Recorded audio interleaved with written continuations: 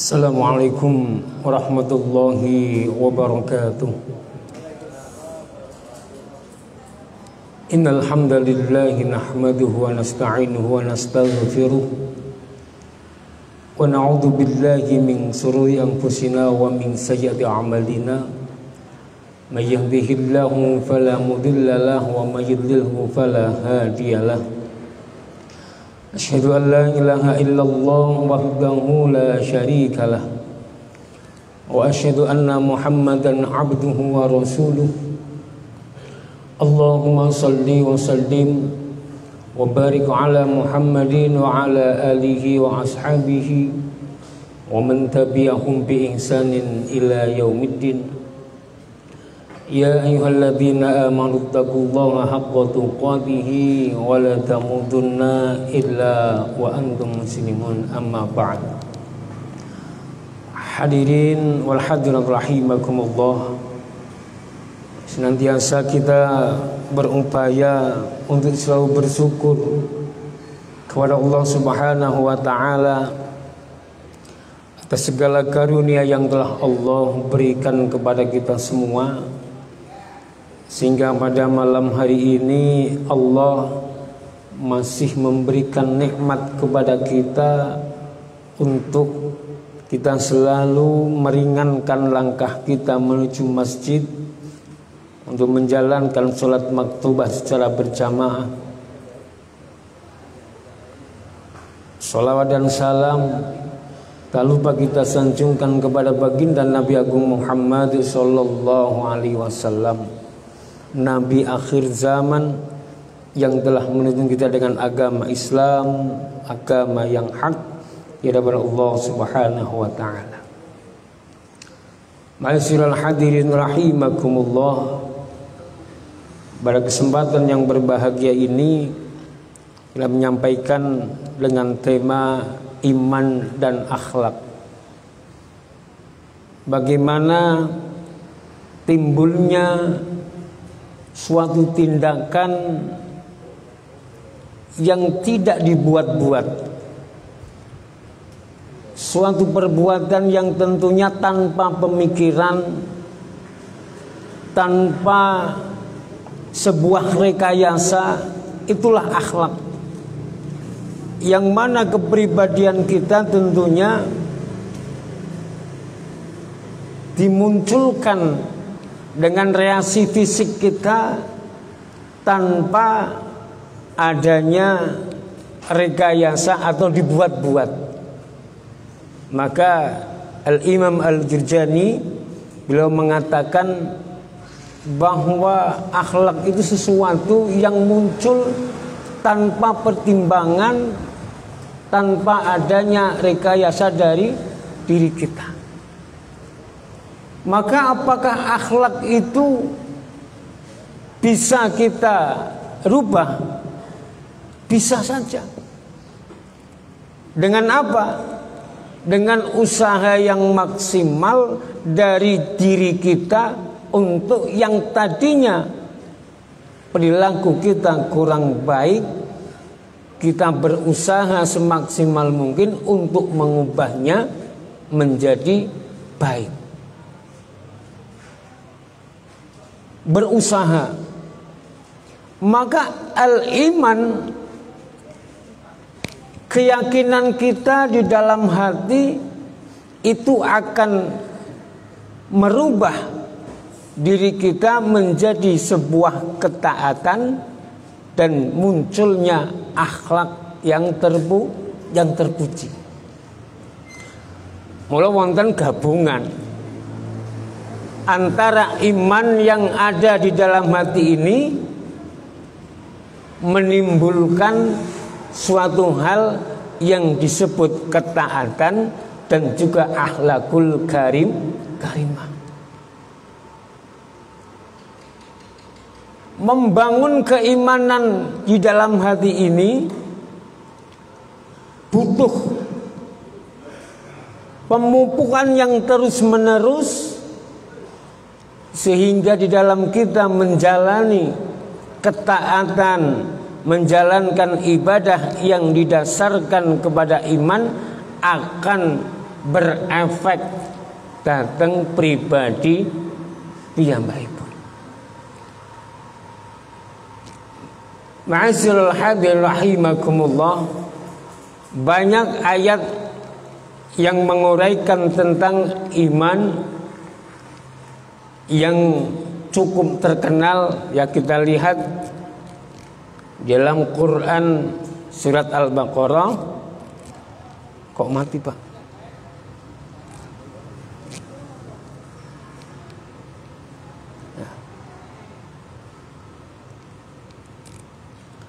Ya ayyuhalladzina amanu, niki ayat sing pun masyhur.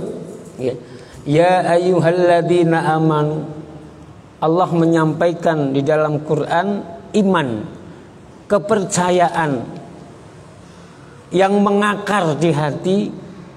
Ketika Allah sampaikan di dalam konteks ini, yang menjadi objek adalah orang-orang yang beriman, maka dia akan menjadikan pribadi yang merasa dirinya itu punya keterkaitan dengan ayat ini, punya rasa dipanggil. Ya ayyuhalladzina amanu kutiba alaikumusyamu kama kutiba alal ladzina min qablikum la'allakum tattaqun.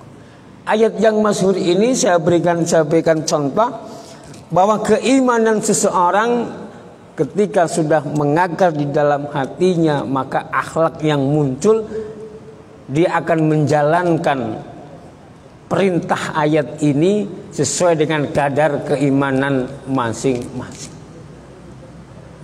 Lah kula lan panjenengan sami niku ketika dipanggil oleh Allah, ketika Allah menyampaikan suatu ayat,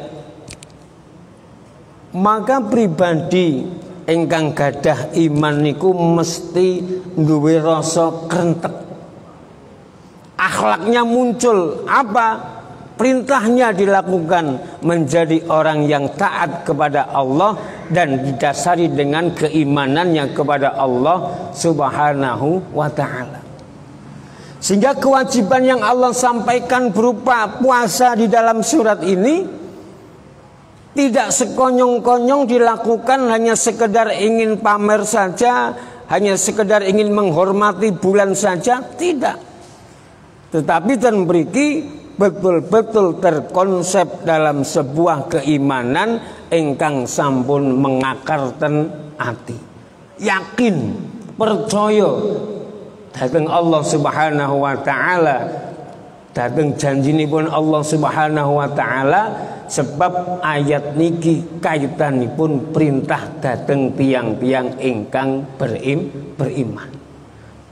Maka muncul tindakan apa? Menjalankan puasa Ramadan supaya menjadi orang yang bertakwa di hadapan Allah Subhanahu wa ta'ala. Maka muncul tabiat orang-orang yang beriman yang disampaikan oleh Allah Subhanahu wa ta'ala, dijelaskan dan beriki.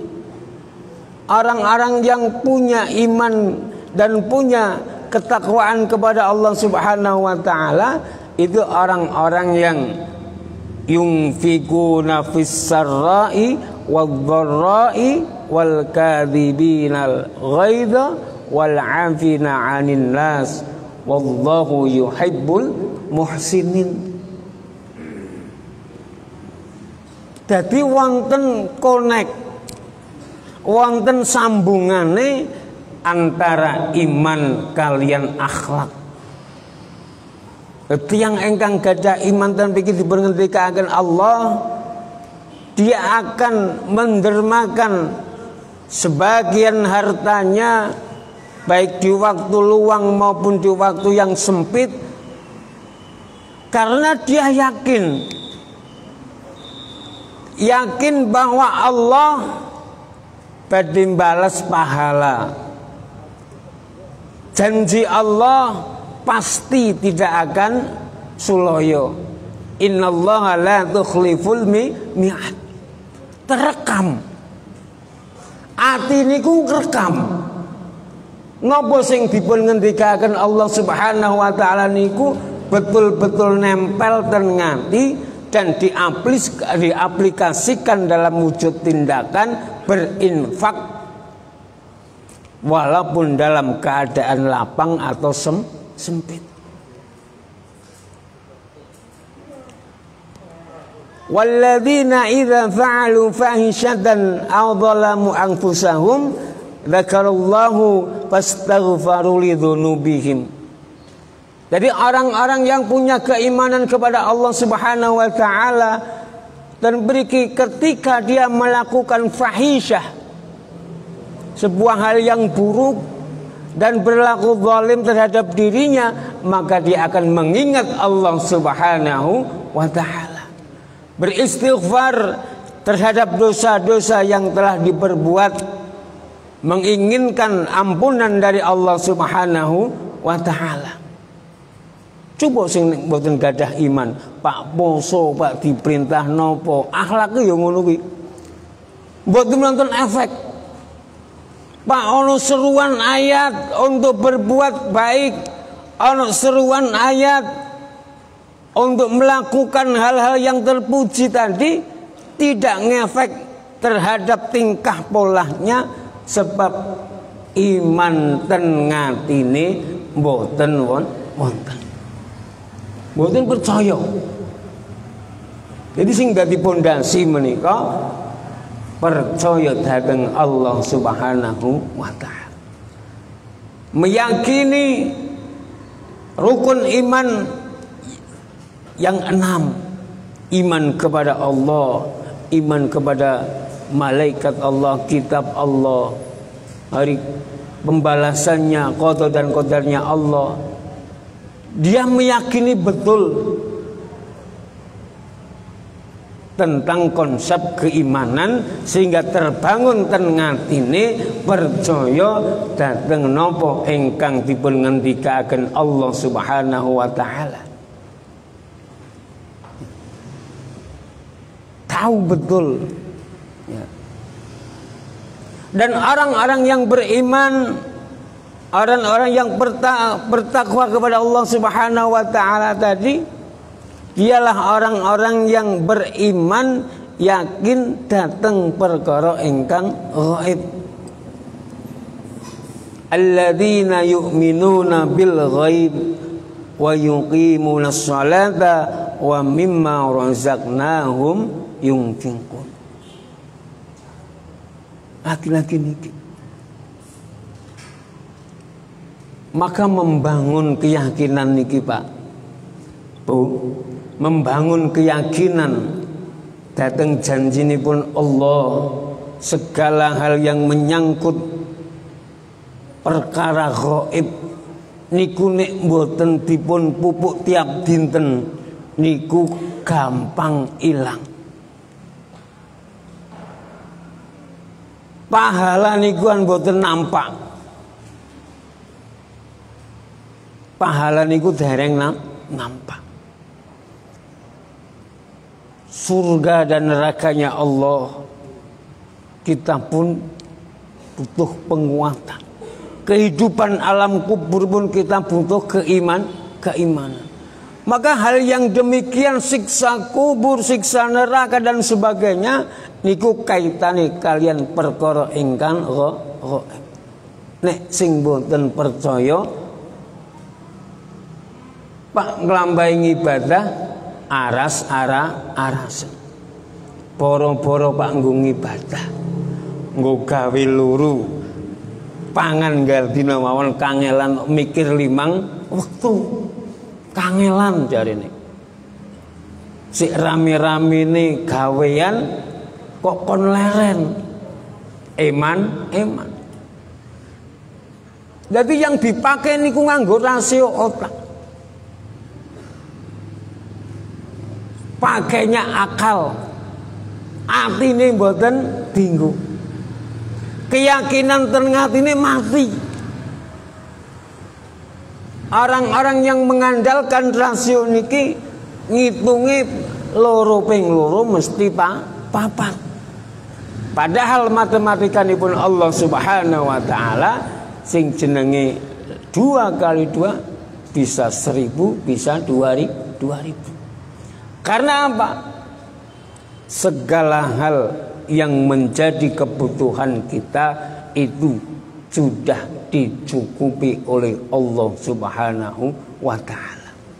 Tinggal kita, urusan usaha adalah kita, urusan hasil itu Allah Subhanahu wa taala. Maka konsep yang terbangun ten mriki kula panjenengan sami mengangkat, menambah keyakinan kula panjenengan sami dhateng Allah Subhanahu wa taala ugi janji-janji nipun. Alladzina yu'minuna bil ghaib wa yuqimuna sholata wa mimma razaqnahum yunfiqun.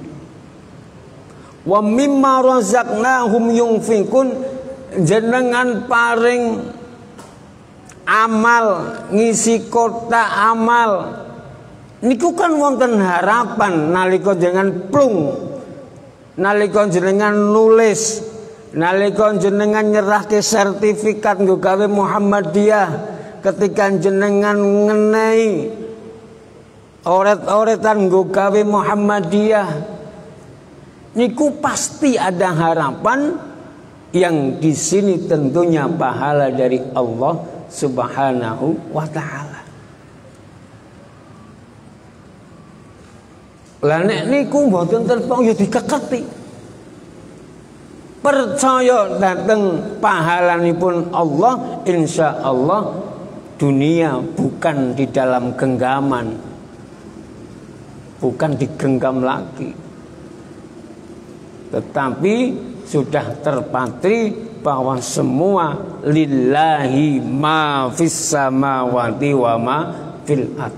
Semuanya adalah Allah Subhanahu wa taala yang menguasai. Kita hanya diberikan untuk menggunakan. Maka jangan pernah kula lan panjenengan sami niku ngrasa duweni. Karena semuanya milik Allah Subhanahu wa taala. Niki kedah dibangun sehingga atine niku mboten keket ngondeli perkara dunia. Walladzina yu'minuna bima unzila ilaika wa ma unzila min qablik wa bil akhirati hum yuqinun. Niki iman. Orang-orang yang tadi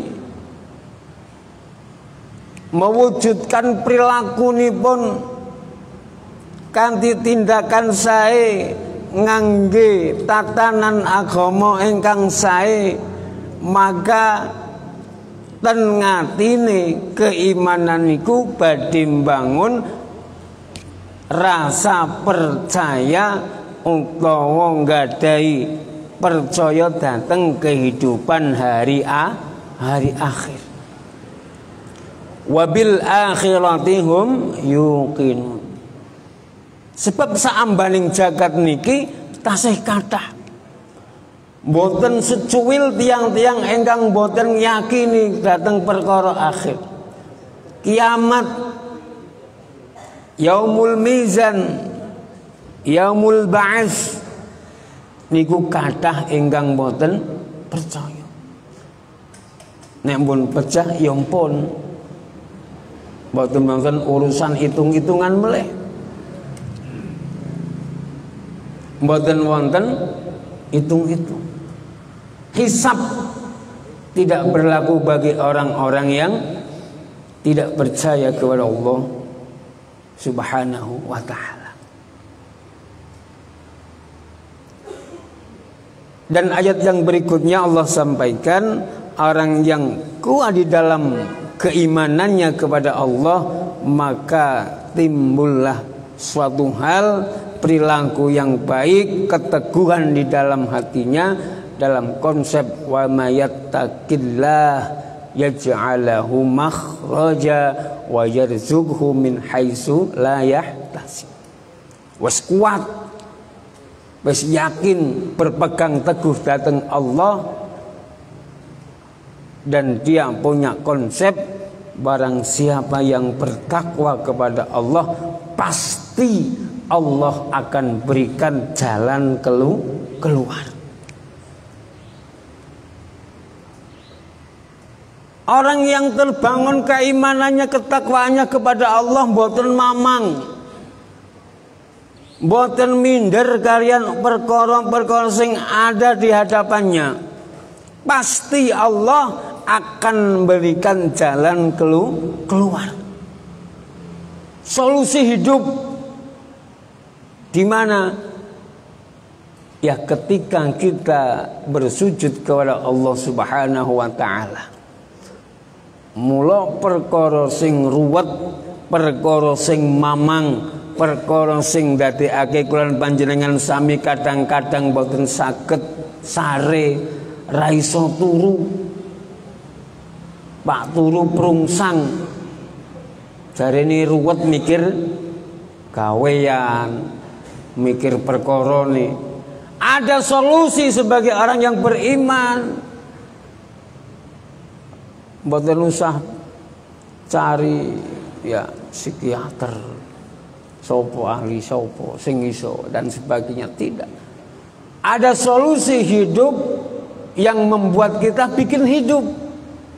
Apa? Masjid. Ini bunggan. Wong sing ora gelem nekani masjid bunggan. Masjid itu solusi hidup, bikin hidup. Apapun keruwetan kula panjenengan sami, keruwetan kita di dalam menjalankan hidup ini, Allah jamin.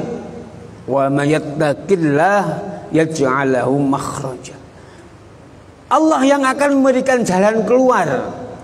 Ketika kita mengadu kepada Allah, ketika kita menyampaikan kepada Allah Subhanahu wa taala, maka kita akan dituntun dicarikan jalan keluar.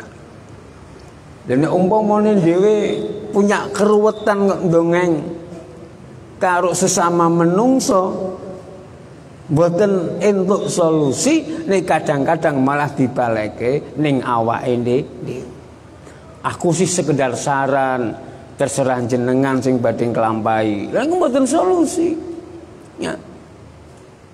Masih ada ganjalan, masih ada hal-hal yang bikin kita nggak nyaman ketika permasalahan hidup kita itu disampaikan kepada sesama manusia.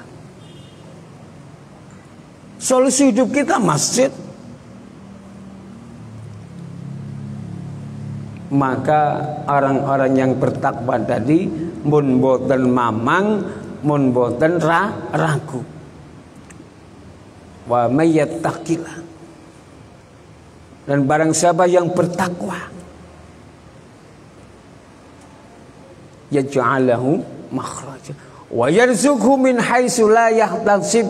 Bahkan Allah berikan rezeki yang datangnya tidak disangka-sangka. Diberikan rezeki yang datangnya dari mana saja arahnya. Kebaikan-kebaikan kita itu bagian dari rezeki. Rezeki ampun dipun maknai hanya berupa sekepok uang. Untuk rezeki ya alhamdulillah ya. Lah ngopo sih?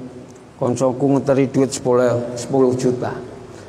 Bayangane mung wujud materi. Alhamdulillah ke diparani, diwehi A, B, C, D.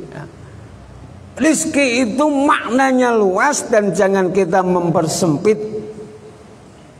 Anak-anak yang saleh dan solehah niku bagian dari rizki kita.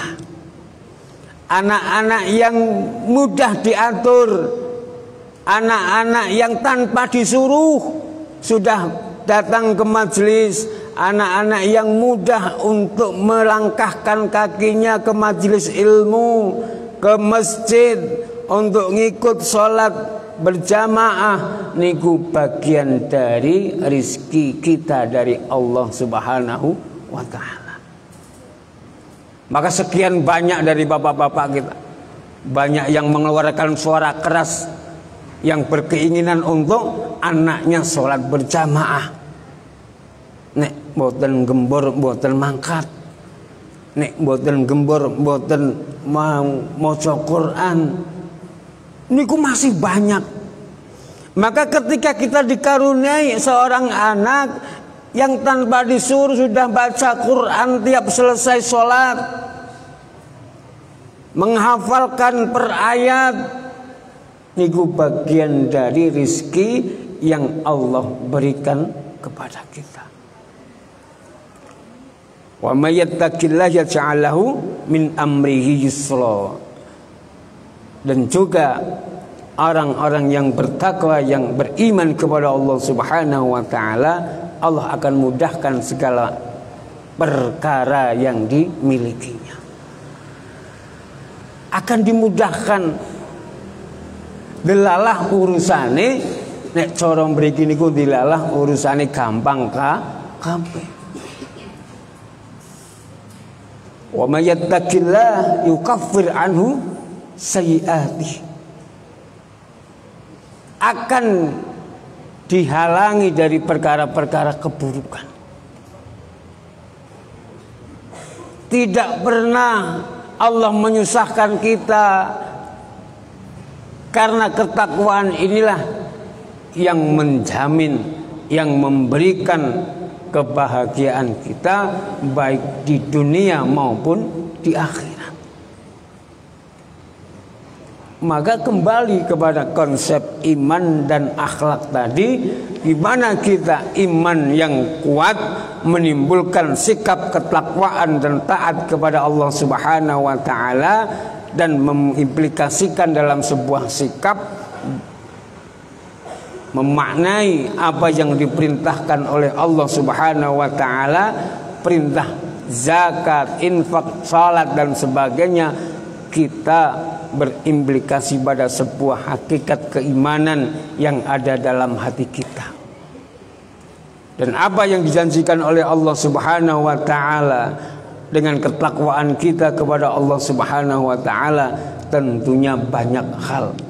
Terutama di dalam janji Allah bahwa Allah akan memberikan kemudahan terhadap perkara kita dan menutup dari segala kesusahan kita, keruwetan. Wa may yattaqillah yukaffir anhu sayyi'ati. Ya. Akan ditutup dari perkara-perkara kesusahan, keburukan.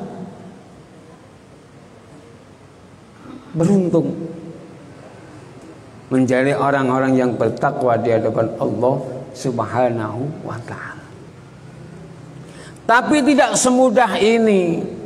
Tidak semudah sebagai bahan cerita, tidak semudah hanya bagaikan membalikkan tangan, membangun ketakwaan dan keimanan kepada Allah sehingga bisa mencapai perilaku-perilaku yang tentunya mentaati syariat Allah dan menjauhi segala larangan Allah Subhanahu wa taala. Itu butuh proses dan juga penguatan yang cukup lama. Ketika anak-anak kita menginginkan anak-anak yang beriman dan bertakwa, patuh kepada orang tua, tidak sedikit uang atau materi yang kita gunakan.